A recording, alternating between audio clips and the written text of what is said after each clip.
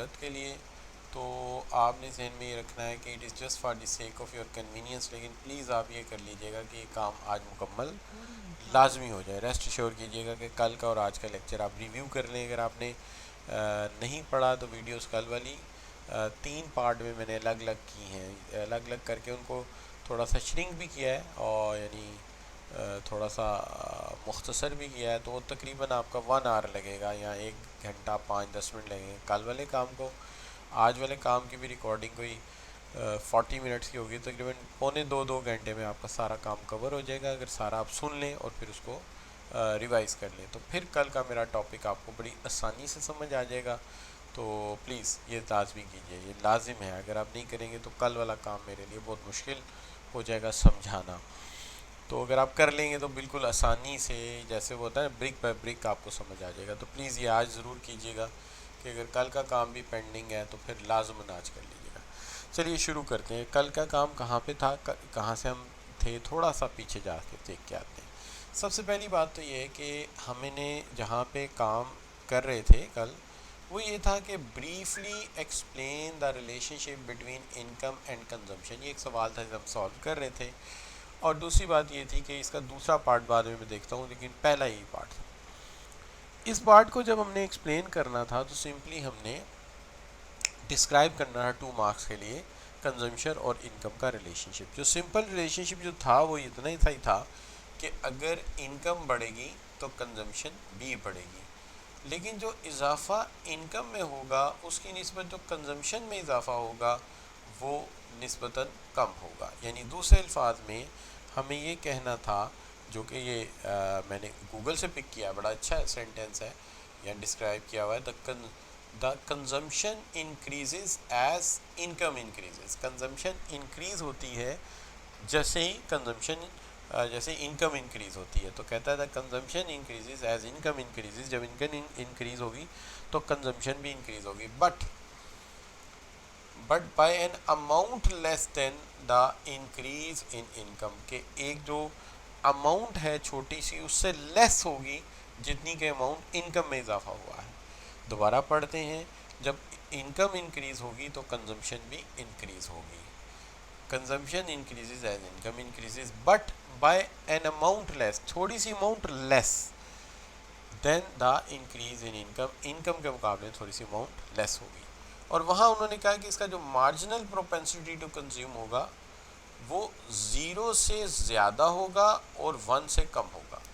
क्योंकि अगर वो 0 रख लेते हैं इसको, तो इसका मतलब है कि जो इजाफी इनकम हुई है, इनकम में इंक्रीज़ हुआ, उसका कोई पैसा कंज्यूमर खर्च नहीं करता। इनकम के बढ़ने से कंजम्पशन पे कोई फ़र्क नहीं पड़ता। और अगर 1 रख लेते हैं तो इसका मतलब क्या होगा, 1 रख लेते हैं तो इसका मतलब ये है कि जितना पैसा आता है इनकम में इंक्रीज़ का वो सारा कंज्यूम हो जाता है। वो दोनों बातों को नहीं मानता। वो कहता है ये तो है कि इनकम के बढ़ने से कंजम्पशन बढ़ती है, लेकिन उतनी नहीं बढ़ती जितनी इनकम बढ़ती है, लिहाजा ये 0 से ज़्यादा होगा, इंक्रीज़ ज़रूर होगा, 0 से ज़्यादा इंक्रीज़ ज़रूर होगा, और 1 से कम होगा कि पूरे पैसे भी कंज्यूमर खर्च नहीं करेगा। इसको वो कहता है मार्जिन प्रोपेंसिटी टू कंज्यूम, यानी कंज्यूम करने का रुझान, कंज्यूम करने का ट्रेंड। अच्छा, इसके अंदर 2 इंडेक्स थे। एक था आपका एवरेज प्रोपेंसिटी टू कंज्यूम, जो हमने कैलकुलेट किया था कंजम्पशन को इनकम पे डिवाइड करके, और इसको हमने कहा था APC। और दूसरा मार्जिनल प्रोपेंसिटी टू कंज्यूम था, जिसके अंदर चेंज इन कंजम्पशन को चेंज इनकम पे डिवाइड किया था, यानी change in consumption due to change in income को, या चेंज कंजम्पशन को तकसीम कर दिया था चेंज इनकम पे। तो इसको हमने कहा था ये हमारा MPC है, मार्जिनल प्रोपेंसिटी टू कंज्यूम, जिसको हमने B से डिनोट किया था। तो यहाँ तक तो आप सब बच्चे जानते हैं कि ये काम हमने एक्टिवली पार्टिसिपेट किया था। दूसरा काम हमने ये किया था कि हमने कहा था कंजम्पशन 2 तरह की होती है। एक वो कंजम्पशन होती है जो हर सूरत करनी है, वो हमारी मजबूरी है, जिसको हम कहते हैं autonomous consumption, this is essential. और दूसरी है हमारी इंड्यूस्ड कंजम्पशन। ऑटोनमस कंजम्पशन वो कंजम्पशन है जो कि इनकम जितनी भी हो हमें करनी है। जैसे घर का किराया देना है, कोई गाड़ी ख़रीदी है तो बैंक को कुछ कॉन्ट्रेक्चुअल पेमेंट करनी है, लाजमन करनी है। तो ये बच्चों जो हमारा होता है ना, रेंट, कॉन्ट्रेक्चुअल पेमेंट, ये 2 चीज़ें जो हैं ये हर सूरत देनी है, आमदनी जो भी हो। तो इसको हम कहते हैं ऑटोनोमस। ऑटोनोमस हमने फिक्स की हुई है, ये इंडिपेंडेंट ऑफ इनकम है। इसको हम ए से डिनोट करते हैं अपनी इस इक्वेशन। जैसे आपकी स्ट्रेट लाइन थी y equal to A plus B X, हमारी कंजम्पशन की स्ट्रेट लाइन है c equal to A plus B Y. चूँकि हम इनकम हमारा इंडिपेंडेंट वेरिएबल है और वो y से डिनोट होता है, और कंजम्पशन हमारा डिपेंडेंट वेरिएबल है, इसलिए वो लेफ्ट हैंड साइड पे है। तो इसमें जो ए का फैक्टर है ये वाला, ये बेसिकली हमारा ऑटोनोमस कंजम्पशन। और इंड्यूस्ड कंजम्पशन वो है कि जितनी हमारी आमदनी बढ़ेगी उससे कंजम्पशन में इजाफा होगा, यानी इससे तरगीब मिलेगी, मुहर्रिक मिलेगा, इंसेंटिव मिलेगा, मोटिवेशन मिलेगा इनकम के बढ़ने से। जैसे हम इनकम बढ़ने पे होटलिंग करते हैं, इनकम बढ़ने पे सैर करते हैं, इनकम बढ़ने पे हम विजिट्स करते हैं। तो ये जो बच्चों हमारा काम है, इसको हम कहते हैं this is what we call the types of consumption. और ये जो इक्वेशन है इसको हम कहते हैं C is equal to A plus B Y. C is equal to A plus B Y, यानी एक तरफ ऑटोनोमस कंजम्पशन है और दूसरी तरफ जो है हमारा इंड्यूस्ड फैक्टर है, जिसको हमने MPC का नाम दिया था, मार्जिनल प्रोपेंसिटी टू कंज्यूम, जो कि ये अभी मैंने बताया आपको। ठीक है जी। और 0.5 का मतलब ये है कि जितनी भी इनकम बढ़ेगी उसका आधा हिस्सा इंड्यूस में खर्च होगा और फिर इसका मतलब आधा हिस्सा सेव होगा। तो वो मैं सेविंग फंक्शन में जाके इस बात की वजाहत करता हूँ। अब इसी की इक्वेशन की मदद से हमने एक स्केड्यूल बना लिया था, और उस स्केड्यूल के अंदर आपने देखा होगा ये हमने इनकम ली थी, दैट इज़ 1000, 2000, 3000, 4000। दूसरी तरफ हमने क्या किया था कि कंजम्पशन की इसी इक्वेशन के अंदर ये वाली इनकम जो है ये पुट कर दी थी, y रिप्लेस कर दिया था। जब 0 पुट किया था तो जवाब 1000, जब 1000 पुट किया था जवाब 1500, जब 2000 पुट किया तो आंसर 2000, 3000 25, 4000 तो 3000 आंसर आया था। इसलिए ये हमारी कंजम्पशन बन गई और ये हमारी इनकम। अब इसमें से हमें APC निकालना था, तो हमने कंजम्पशन को इनकम पे डिवाइड कर दिया। जैसे 1500 पहले पे तो ये हो ही नहीं सकता जो कि 0 था, तो 1500 बाय 1000, 2000 बाय 2000, 2500 बाय 3000, इस तरह ही हमारा APC निकल आया। और MPC हमने निकाला था इस तरह से कि जो भी इधर चेंज आ रहा है, जैसे यहाँ से यहाँ इनकम में चेंज 1000, यहाँ से यहाँ इनकम में चेंज 1000, यहाँ से यहाँ कंजम्पशन में चेंज 500, कंजम्पशन में चेंज 500, हमने 500 को डिवाइड कर दिया 1000 पे, तो ये भी हमारा MPC आ गया, जिसकी वैल्यू यहाँ भी गिवन है, यहाँ भी लिखी हुई है, और ये भी आपके पूरे कॉलम में आपके सामने है। ठीक होगी बात। तो अतिया बेटे आपका माइक खुला है, ठीक है। तो इस तरह हमने जो है इसको, अतिया आपका माइक खुला है, ठीक है। अच्छा, तो ये बच्चों इससे हमने बना लिया था अपना जो आप कह सकते हैं स्केड्यूल। स्केड्यूल को आगे हम डायग्राम में ले गए थे। डायग्राम में हमने ये किया था कि एक तरफ ले ली थी इनकम और एक तरफ हमने कर लिया था कंजम्पशन और सेविंग। आप जानते हैं कंजम्पशन और सेविंग भी इनकम के बराबर ही होती है, यानी इनकम इक्वल होती है कंजम्पशन प्लस सेविंग। इसलिए 1000 के अगेंस्ट 1000 को लिया, 2000 के अगेंस्ट 2000 को लिया, 3000 के अगेंस्ट 3000 को लिया। तो ये जो ब्लैक वाली लाइन है ये दोनों साइड इक्वल रेशो शो की गई है कि अगर हमारी कंजम्पशन और सेविंग इकट्ठी की जाए तो ये 45 डिग्री एंगल लाइन बनती है, 45 डिग्री एंगल लाइन बनती है। इसको हम कंजम्पशन और सेविंग इकट्ठा कर देते हैं। दूसरी तरफ हमारा जो अलोन कंजम्पशन फंक्शन है वो हमने ड्रॉ किया था, ये वाली जो अपनी यानी वैल्यूज़ हैं 1000, 1500, 2000, 25, 3000, और इसको हमने इसके ऊपर प्लेस कर दिया। ये हमारा कंजम्पशन फंक्शन बन गया। सी जी के ऊपर दोनों बराबर हैं, उसके अलावा ये एक दूसरे से मुख्तलिफ है। लेकिन हमें जो पेपर में सवाल आ रहा है उसके अंदर एक तो कंजम्पशन फंक्शन को एक्सप्लेन करने का आ रहा है, या relationship between consumption and income, जिसको हमने एक्सप्लेन कर दिया, किस अंदाज से एक्सप्लेन कर दिया कि the consumption increases as income increases but by an amount less than the increase in income. दूसरा सवाल अमूमी तौर पे बगैर स्केजुअल के हमसे डायग्राम मांगी जाती है कि एक डायग्राम बना के इसको एक्सप्लेन कर दें विदाउट स्केजुअल। तो अगर डायरेक्ट डायग्राम बनानी हो तो वो तो हमारे लिए ज़्यादा आसान काम है, स्केजुअल से इसलिए बनाई थी कि आपको अंदाज़ा हो जाए कि रिलेशनशिप एक्चुअली ट्रैवल कैसे करता है, डेवलप कैसे करता है।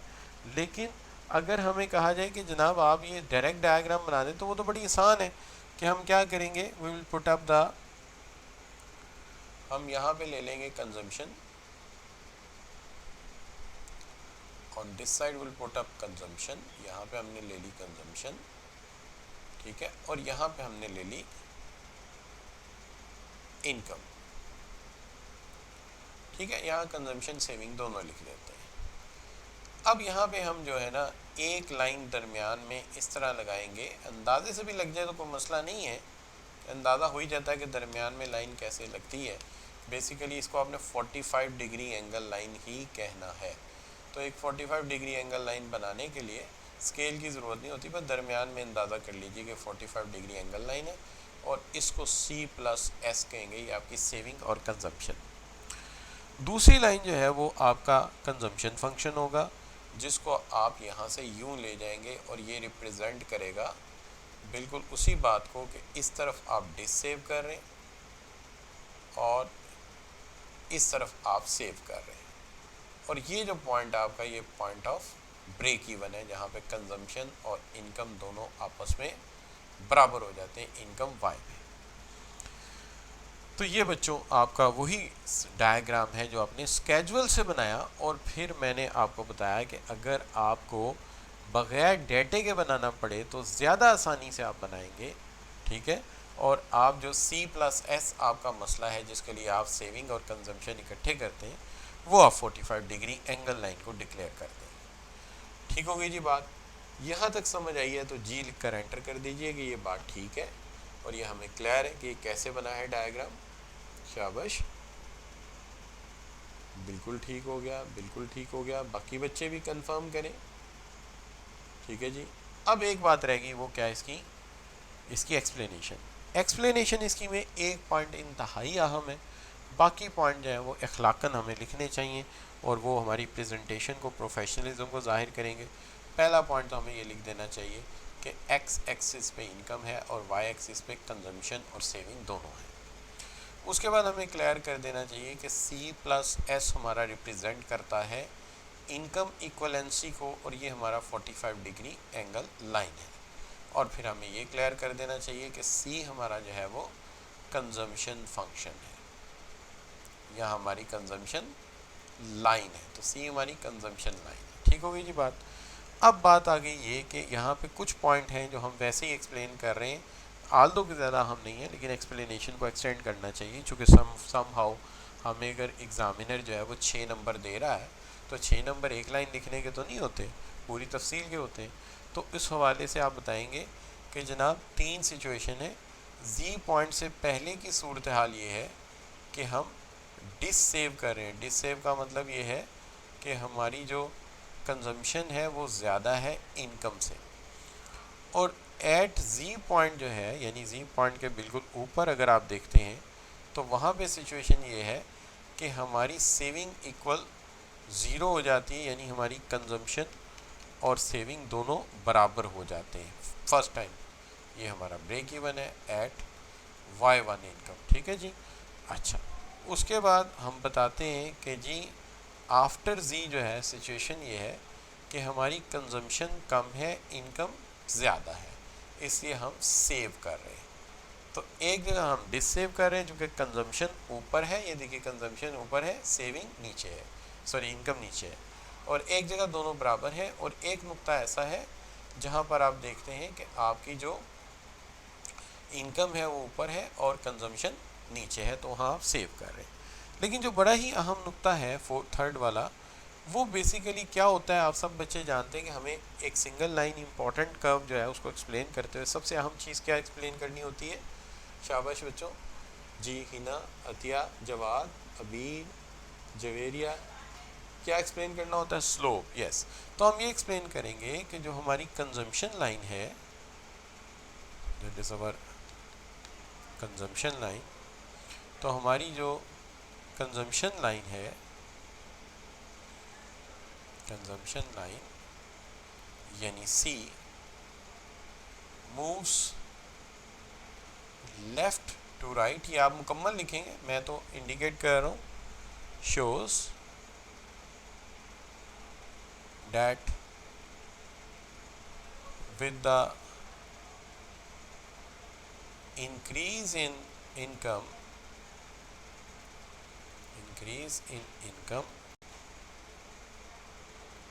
consumption increases,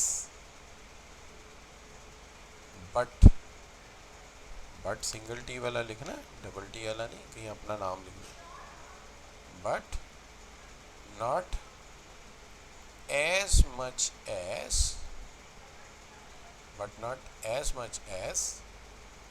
income increases,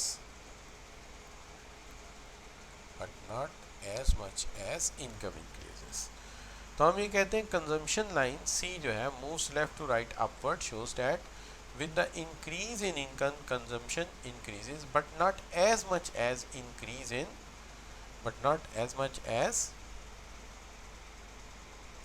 income increases, इतना नहीं जितना कि इनकम इंक्रीज हुई है। तो this is what you can say the explanation of this diagram. Done जी, डन है तो डन कर दीजिए इसको, DONE लिख के कि ये डन हो गया। तो यहाँ पे आके केनेजियन कंजम्पशन फंक्शन मुकम्मल एक्सप्लेन हो गया, उसको डिस्क्राइब भी कर दिया, उसकी प्रॉपर्टीज़ भी बताई आपको, ठीक है जी, उसके फीचर्स भी बताए, उसका स्केड्यूल भी बनाया, उसका डायग्राम भी बनाया, ये सारा कुछ हमने आपके सामने किया, ठीक है जी। और कल का लेक्चर भी एक तरह से मैंने रिव्यू भी आपको करा दिया, सिर्फ इसके अंदर जो केनेजियन कंजम्पशन फंक्शन की प्रॉपर्टीज़ हैं वो नहीं है, वो आप जो है वो आप मेरे लेक्चर को सुन लेंगे तो वो भी मिल जाएंगे आपको। अब आगे आ जाता है दूसरा फंक्शन जिसको हम सेविंग फंक्शन कहते हैं। तो यहाँ पे सवाल इस तरह से पूछा जा सकता है, जो क्वेश्चन बैंक में अभी भी मौजूद है, कि how does an increase in income effect the level of saving in an economy, show saving function by diagram. How does का मतलब यही बनता है कि आप बताओ कि इसकी वजूहात क्या है, क्यों ये इंक्रीज हो सकता है, ठीक है। अभी इस पे बात करते हैं। सबसे पहले तो बात करते हैं सेविंग क्या चीज़ होती है। देखिए, सेविंग वो अमाउंट होती है जो कि इंडिविजुअल्स खर्च नहीं करते। आप ये कह सकते हैं the amount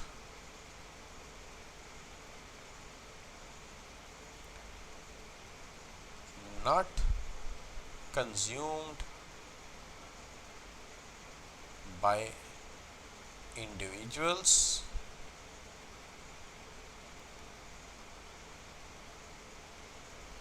are remain after making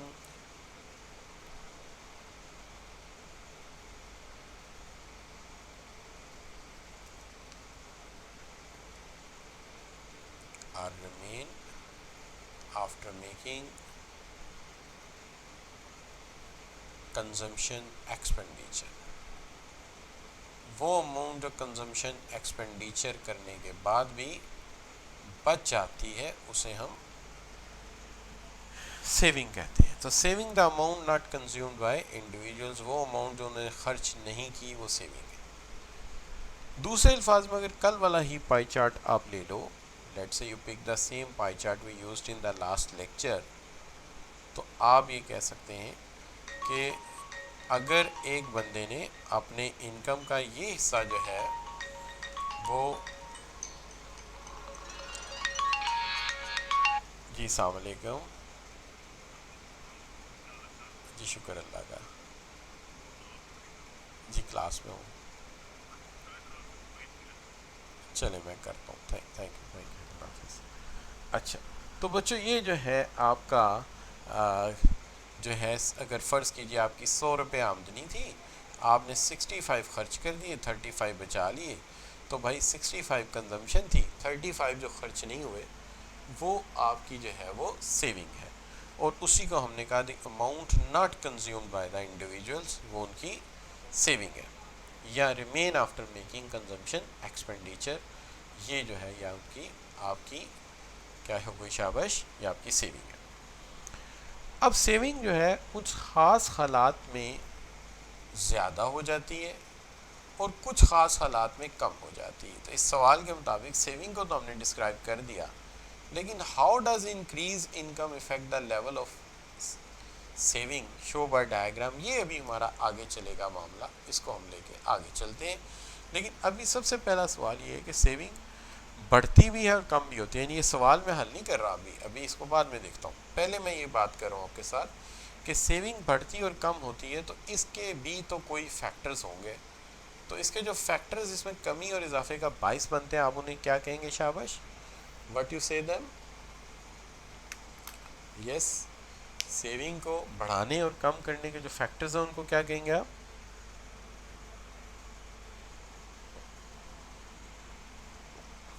शाबाश, डिटर्मिनेंट्स। के डिटर्मिनेंट्स ऑफ सेविंग क्या है? जिस तरह कल डिटर्मिनेंट्स ऑफ कंजम्पशन पढ़े थे, ऐसे ही डिटर्मिनेंट्स ऑफ सेविंग भी पढ़ने चाहिए। तो डिटर्मिनेंट्स ऑफ सेविंग क्या है? सबसे पहली बात तो ये कि आप सब बच्चे मुझे बताइए कि अगर किसी की इनकम बढ़ेगी तो सेविंग में क्या फ़र्क पड़ेगा? If you have more income, what will be the effect on saving? शाबाश,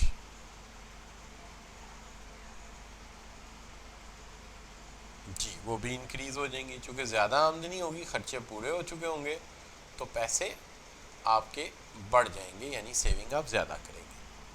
लेकिन दूसरी, ये तो मामला सिंपल है, हर बंदा ही जानता है कि यार इनकम बढ़ेगी तो लोग सेविंग ज़्यादा करेंगे। एग्री हो गया जी आपकी बात से, मैं भी मुत्तफिक हो गया आपकी बात से।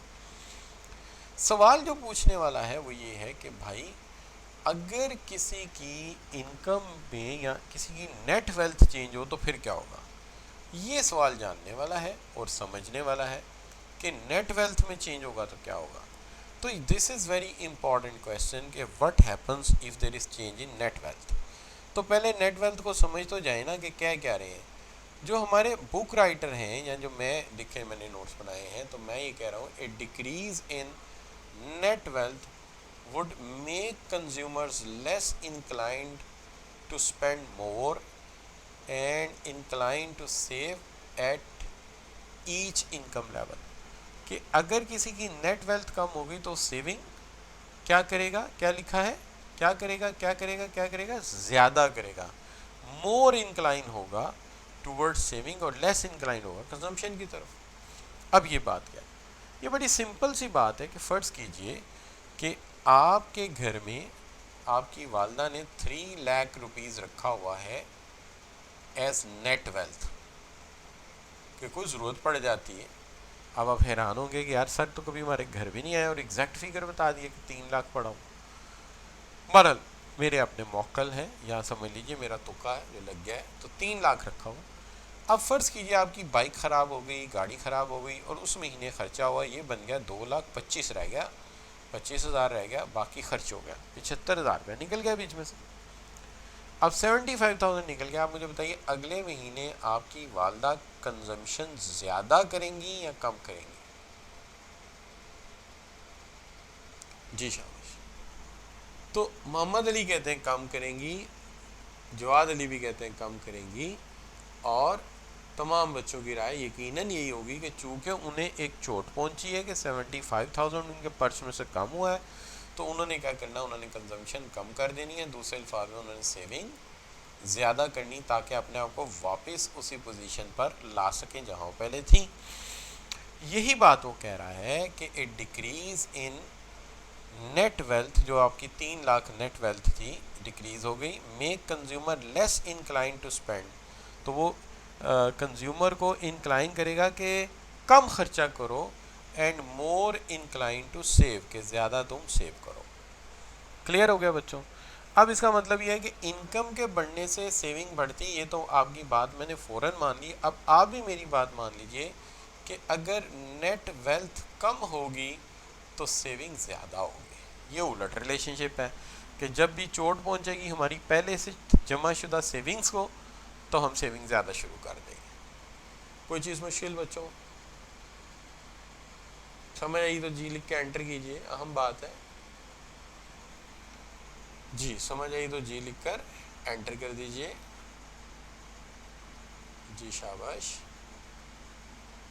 बिल्कुल ठीक हो गया, बिल्कुल ठीक हो गया जी। एक्सप्लेन कर देते हैं जवेरिया के। बात यह है कि हमारे पास घर में सेविंग पड़ी थी, कितनी सेविंग पड़ी थी?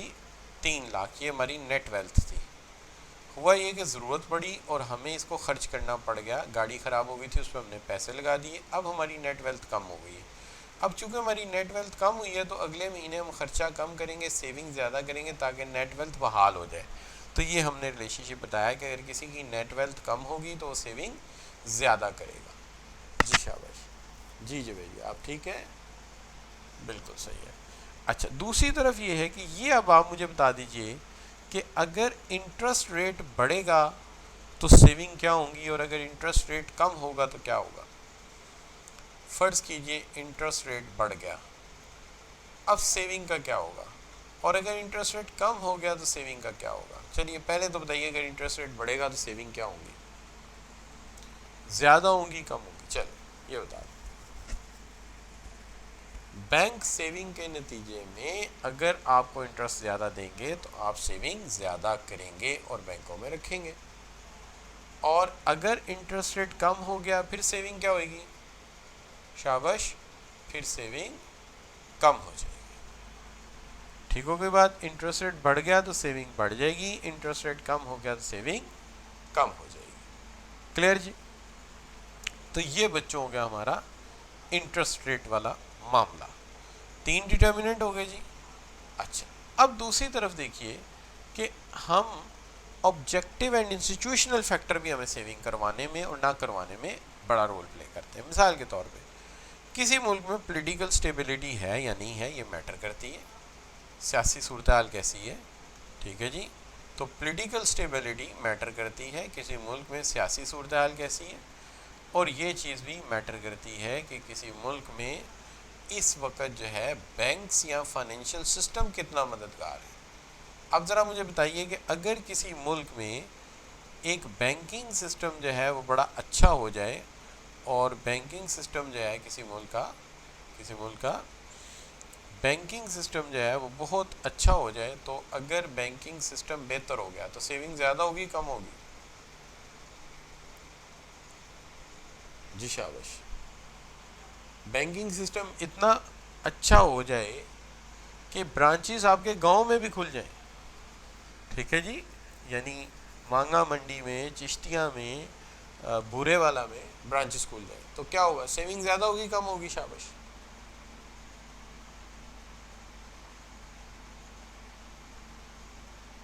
तो बच्चों क्या हो गया, आपको नेट तो नहीं चला गया आप लोगों का।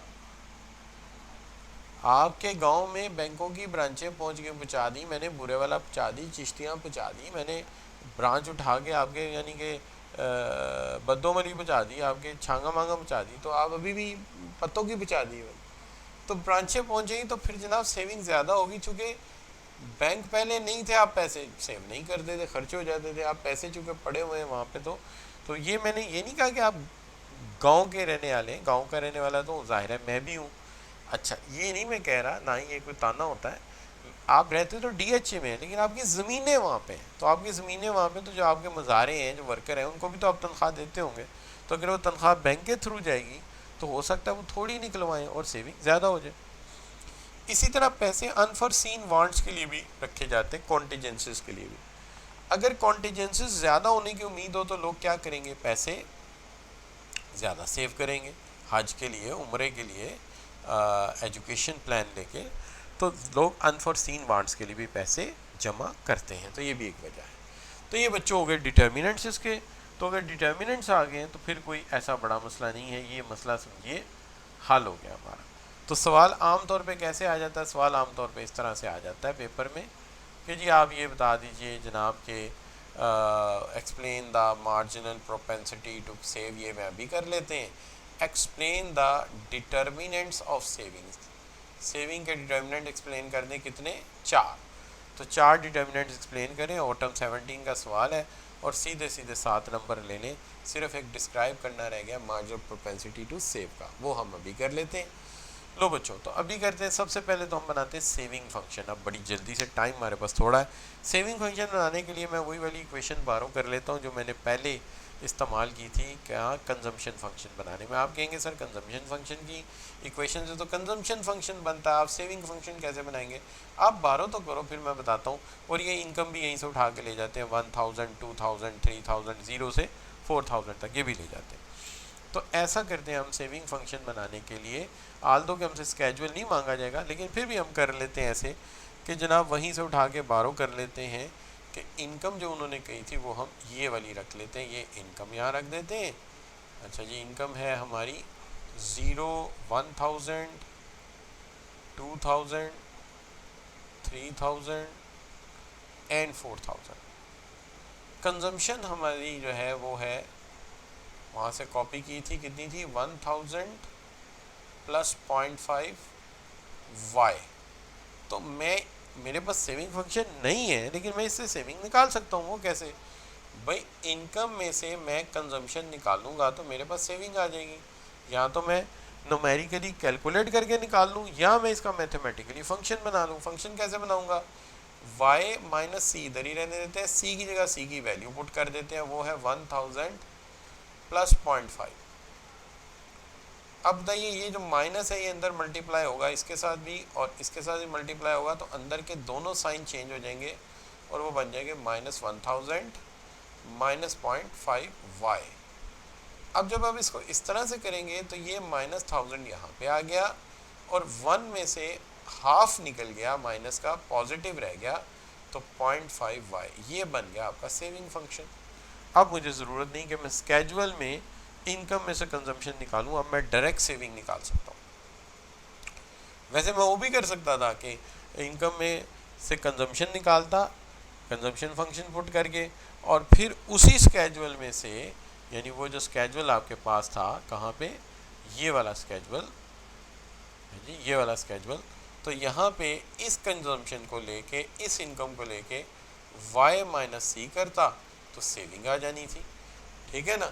तो मैंने वो नहीं किया, मैंने ये किया कि उसको वैसे ही सेविंग फंक्शन बना लिया है।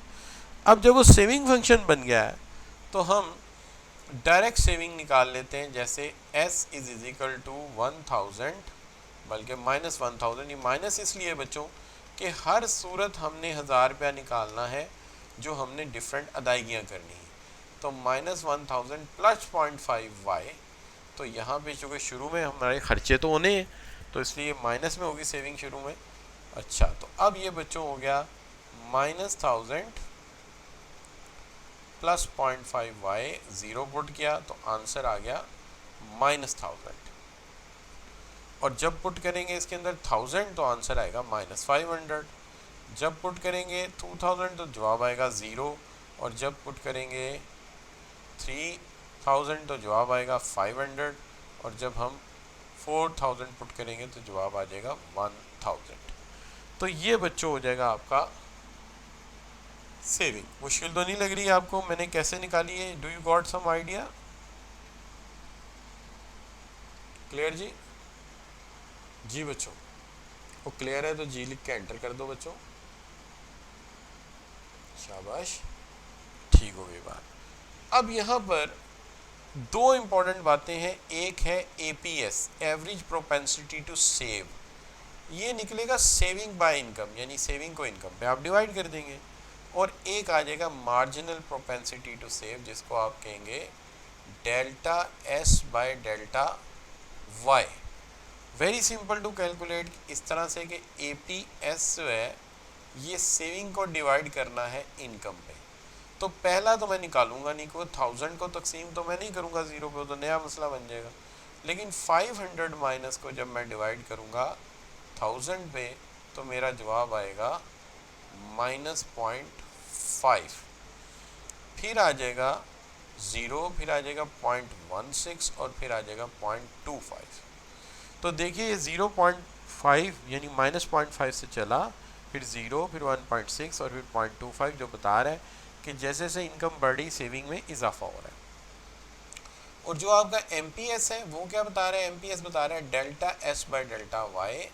तो देखते हैं सेविंग में कितनी चेंज आई है। तो यहाँ से यहाँ सेविंग में चेंज 500, यहाँ से यहाँ चेंज 500, तो ये 500 है, ये 500 है, तो 500 बाय 1000, तो ये बच्चों आ जाएगा आपका 0.5, यहाँ पे भी 0.5, यहाँ पे भी 0.5, यहाँ पे भी 0.5, तो ये आपका थ्रू आउट 0.5 आएगा आपका MPC, marginal propensity to save. उसकी एक और वजह भी है कि आपने यहाँ पे भी तो जो है वो 0.5 रखा हुआ है, ये देखिए। और फिर आपका MPC भी जो वहाँ से आया था वो भी तो 0.5 था। तो आप 1 रुपये आपके पास है, जितने पैसे आपने खर्च करने थे कर लिए, ठीक है जी। MPC जो बचेंगे वो आपके MPS होगा, सेविंग। तो MPC इक्वल है प्लस MPS इक्वल्स टू 1, या MPS is equal to 1 minus MPC। तो MPC की वैल्यू यहाँ पे दी हुई थी 0.5, तो वो 0.5 है, तो ये भी 0.5 आएगा। क्लियर जी। तो ये बच्चों बन गया हमारा सेविंग का स्केड्यूल, तो ये भी हमने बना लिया। अब जल्दी से हम इसका एक डायग्राम भी बना लेते हैं, उसको एक्सप्लेन भी कर देते हैं। अब इसे डायग्राम जो है वो हम दो तरह से बना लेते हैं। एक तो बनाते हैं इसके स्केड्यूल से, स्केड्यूल से डायग्राम बड़ी सिंपली बन जाएगा, और दूसरे वाला तो उससे भी सिंपल बन जाएगा। हमारी इनकम इस तरफ है जो कि 1000 है, 2000 है, 3000 है और 4000 है। और हमारी सेविंग जो है वो -500 होती है, और बल्कि -1000 से शुरू हो रही है, तो -1000 है, फिर 0 होती है, फिर 500 होती है, और फिर ये 1000 हो जाती है। जब मेरी इनकम 0 थी, कुछ भी नहीं थी, तो तब भी मैं डिस सेव कर रहा था। मींस कहने का ये हुआ कि 0 पर डिस सेविंग जो है हमारी वो है -1000 सेविंग है हमारी, यानी 0 पे इट इज़ -1000, 1000 पे 500 माइनस, और यहाँ 0, ये ब्रेक इवन हो गया। ये 500 पे हो गई 3000 पे, और 4000 पे ये जो है ये 1000 होगी। अब ये सारे पॉइंट्स मैंने मिला दिए, तो ये बन गया मेरा सेविंग फंक्शन। तो ये मेरा सेविंग फंक्शन बन गया। This is what we can say कि ये मैंने स्केड्यूल से डायग्राम बनाया। लेकिन अगर मुझे डायग्राम बनाना पड़े वैसे, क्योंकि एग्जामिनर तो मेरे से डायरेक्ट डायग्राम मांग लेता है, तो अगर वो डायरेक्ट डायग्राम मेरे से मांग लेता है तो मुझे ये चाहिए कि मैं इसको बगैर डेटे के बनाऊँ। तो बगैर डेटे के बनाना तो और भी आसान हो जाएगा, वो इस तरह से कि मैं इसको सिंपली लिखूँगा कि ये मेरी सेविंग है साइड है, ये मेरी इनकम साइड है, ये ओरिजिन है मेरा, और मेरा सेविंग फंक्शन जो है वो ये रहा एस। इस तरफ डिस सेव हो रहा है, इस तरफ सेव हो रहा है, और ये वो पॉइंट है जहाँ पर इनकम और कंजम्पशन दोनों बराबर है, इसलिए सेविंग 0 है। तो मैं इसको बड़े आसानी से एक्सप्लेन कर सकता हूँ। पहला पॉइंट तो मेरा ये है कि मुझे तीनों लेबल यहाँ लिख देने चाहिए कि मेरे y एक्सिस पे सेविंग है, x एक्सिस पे इनकम है, और s मेरा सेविंग फंक्शन। इसके बाद मुझे थोड़े से रफ पॉइंट ऐड करने चाहिए एलैबोरेशन को, कि जी z से पहले सूरत हाल ये है कि मैं डिस सेव कर रहा था, ठीक है जी, डिस सेव कर रहा था, नेगेटिव साइड पे था। एट जी सूरत हाल ये है कि मेरी सेविंग 0 है, जिसका मतलब ये है कि मेरी कंजम्पशन और इनकम दोनों बराबर हैं। ये आपने अल्फाज में लिखना है, मैं तो इसको पॉइंट्स में लिख रहा हूँ ना, या आइडेंटिफाई कर रहा हूँ सर। और आफ्टर जी जो है सूरत हाल ये है कि मैं सेव कर रहा हूँ। तो इस सिचुएशन में मेरी कंजम्पशन ज़्यादा है इनकम से, इसलिए डिस सेव हो रहा था। इस सूरत में दोनों बराबर हैं, और यहाँ पे मेरी कंजम्पशन कम है, इनकम ज़्यादा है। तीसरा पॉइंट बड़ा अहम है, और वो मुझे जो एक्सप्रेस करना है वो कौन सा पॉइंट है सिंगल लाइन डायग्राम में? शाबाश, को बच्चा बताएगा। The very important point in the single line diagram. जी स्लोप्स, बिल्कुल ठीक है। तो मैं कहूँगा मेरा सेविंग फंक्शन एस, जिसको मैं कहता हूँ कि मूव करता है लेफ़्ट टू राइट, ये आपने पूरा लिखना है again, left to right upward, ये शो करता है कि अगर इनकम बढ़ेगी तो सेविंग में भी इजाफा होगा। क्लियर जी? तो ये बच्चों मैंने एक्सप्लेन कर दिया डायग्राम को भी। अब देखा जाए तो मेरा ये सवाल भी हल हो गया। कौन से वाला? जिसके अंदर इन्होंने कहा था कि भाई ये एक्सप्लेन करो, how does an increase in income effect the level of saving, show by using diagram. तो ये मैंने डायग्राम यूज़ करके एक्सप्लेन कर दिया कि अगर इनकम में इजाफा होता है तो मेरी सेविंग पे क्या असर पड़ेगा। तो दिस इज़ एक्सप्लेन कर दिया। दूसरी तरफ ये भी एक्सप्लेन हो गया कि मार्जिनल प्रोपेंसिटी टू सेव बता दो और इसके 4 डिटर्मिनेंट लिख दो। मैंने तो 5 कराए, आप मुझसे कोई से 4 लिख लें तो 7 मार्क्स आप गेन कर लेंगे। तो अब अंदाज़ा कर सकते हैं कि इतनी अटैम्प्ट्स में जो 10 अटैम्प्ट्स हैं उसमें 3 दफ़ा अगर कैनेडियन साइकोलॉजिकल लॉ की अजम्पशंस आ गई हैं और उसके बाद जो है एक दफ़ा सेविंग आ गया और एक दफ़ा कंजम्पशन आ गया, तो फिर इसका मतलब ये तो आधा टाइम आया, एक अटैम्प्ट छोड़ के एक में सवाल आता जा रहा है इसका। तो ये ज़रा ख्याल रखना चाहिए कि जहाँ वो नहीं आया वहाँ पे सेविंग फंक्शन आ गया। हालांकि कि सेविंग फंक्शन सिर्फ उसकी रिवर्ट फॉर्म है और तो उसमें कुछ भी नहीं है कि जी जो वाई में से सी निकालोगे तो सेविंग बन जाएगा और उसमें क्या है, तो सवाल तो सेम है। एनीवे, अब मैंने इसे सेम जाहिर करने के लिए मज़ीद कुछ डाटा ऐड कर दिया है। मैंने एक ही टेबल में इनकम, कंजम्पशन, सेविंग लेके एपीसी यानी average propensity to consume, marginal propensity to consume, average propensity to consume and marginal propensity to save, average propensity save and marginal propensity to save मैंने इकट्ठे निकाल दिए। इसका मैंने एक डायग्राम भी इकट्ठा बना दिया कि ये मेरा कंजम्पशन फंक्शन है और ये मेरा सेविंग फंक्शन है और दोनों इकट्ठे हैं। ये मेरा वो 45 डिग्री एंगल लाइन है जहाँ पे इनकम और कंजम्पशन बराबर होते हैं। तो ये भी मैंने आपको कर दिया। इसके अलावा इनकी जो स्मॉल फॉर्म में सवालात हैं ओल्ड पेपर के, वो भी मैंने इसमें लिख दिए हैं और ये भी मैंने मुख्तसरन लिख दिया है कि एवरेज प्रोपेंसिटी टू कंज्यूम होता है कंजम्पशन बाय इनकम और मार्जिनल प्रोपेंसिटी टू कंज्यूम होता है change in consumption by change in income, average propensity to save होता है सेविंग बाय इनकम और मार्जिनल प्रोपेंसिटी टू सेव होता है change in saving due to change in income.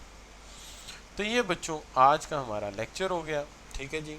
इसके अंदर आपसे एक सवाल पूछ लेते हैं जाते जाते, the ratio of change in consumption to change in income. Change की बात हो रही है, किसको कौन सी ऑप्शन लेंगे आप? जी शाबाश, कोई बच्चा? जी, ए ऑप्शन होगा, चूंकि रेशियो ऑफ चेंज है। खाली consumption, ratio of consumption to income होता तो वो एपीसी होता, ratio to change in consumption to change in income है तो फिर वो एमपीसी है। ठीक हो गई बात। आज के लेक्चर को अगर रेट करते हैं 1 से लेके 100% तक तो आप कहाँ फाल करते हैं? शाबाश, 100%, 100%, 100%। तो आज कंजम्पशन फंक्शन भी हो गया, सेविंग फंक्शन भी होगा, इन्वेस्टमेंट फंक्शन डेलिबरेटली मैंने पिछले टॉपिक को शामिल करके स्लो किया है ताकि वो टाइम भी पूरा लगाया है ताकि सारा, और पिछले और अगले में कंटिन्यूसली लिंक भी क्रिएट किया है। तो अब प्लीज़ आज आपने सेविंग और कंजम्पशन फंक्शन लाजमी कर लेना है, चूँकि कल बिल्कुल एक डिफरेंट टॉपिक शुरू हो रहा है लेकिन वो इस पर बेस कर रहा है और अगर वो आपने आज का काम सही ना